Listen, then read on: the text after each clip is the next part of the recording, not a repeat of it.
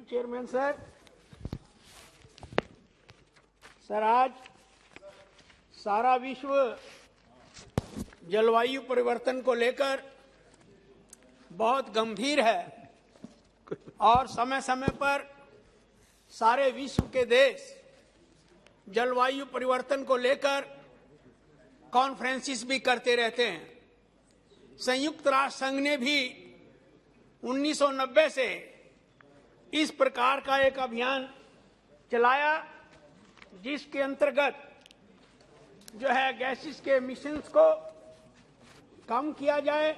और इस पृथ्वी को गर्मी से बचाया जाए। चेयरमैन सर, सबसे पहले भारत ने 2008 में 8 राष्ट्रीय योजनाओं को अपनाया जिसके अंतर्गत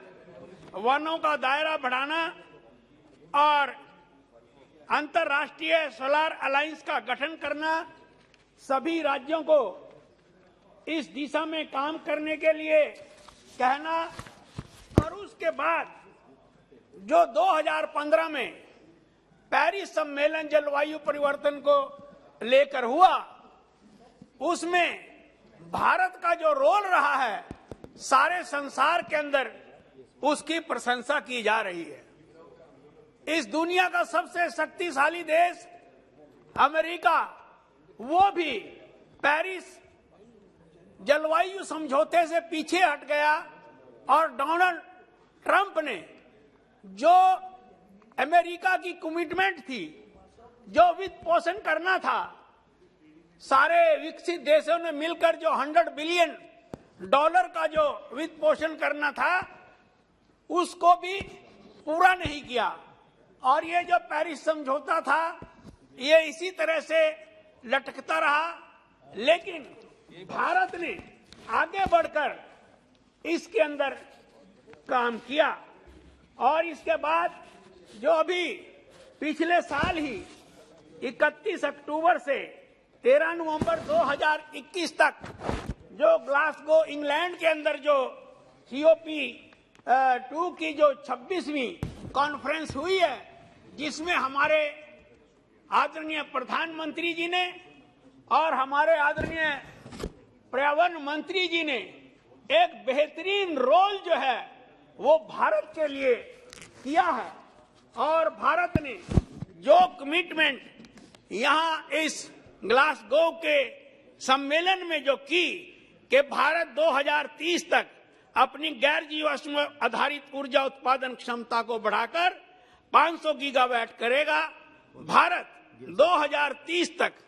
अपनी 50% ऊर्जा संबंधी आवश्यकताओं की पूर्ति नवीकरणीय ऊर्जा स्रोतों से प्राप्त करेगा। भारत अब से लेकर 2030 तक संभावित कार्बन उत्सर्जन में 1 बिलियन टन की जो है कमी करेगा और 2030 तक भारत अपनी अर्थव्यवस्था द्वारा उत्सर्जित कार्बन को 45% से नीचे लाएगा और 2070 तक भारत जो है वो न्यूनतम शून्य का लक्ष्य हासिल करेगा। माननीय अध्यक्ष महोदय, मैं एक बात की और ध्यान दिलाना चाहूंगा इस महान सदन का कि जब विकसित देशों ने कोयले की बात को लेकर भारत को घेरने की कोशिश की तो हमारे आदरणीय मंत्री जी ने जिस तरह से मुंह तोड़ जवाब देते हुए भारत के हितों का संरक्षण किया है, उसके लिए हम भूरी भूरी प्रशंसा करते हैं। और भारत का जो ये स्टैंड था कि आज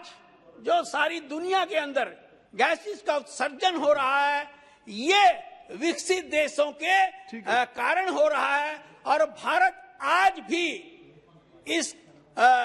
मामले में 10वें नंबर पर है और अमेरिका और चाइना जैसे देश जो हैं वो बहुत पीछे निकल चुके हैं। और भारत ने हरियाणा के गुड़गांव के अंदर जो एक संस्था इंटरनेशनल सोलर एजेंसी नाम से जो स्थापित की है उसके साथ 200 के लगभग देश जुड़े हैं और भारत जो है इस दिशा में धन्यवाद।